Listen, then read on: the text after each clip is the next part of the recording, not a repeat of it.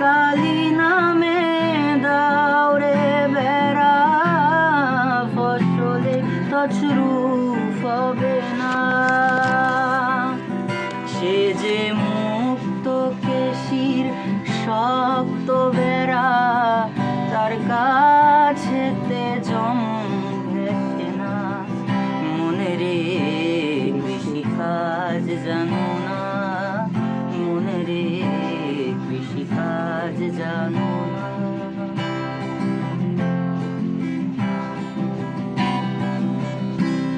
অর্ধ অব্দ শতাব্দেবার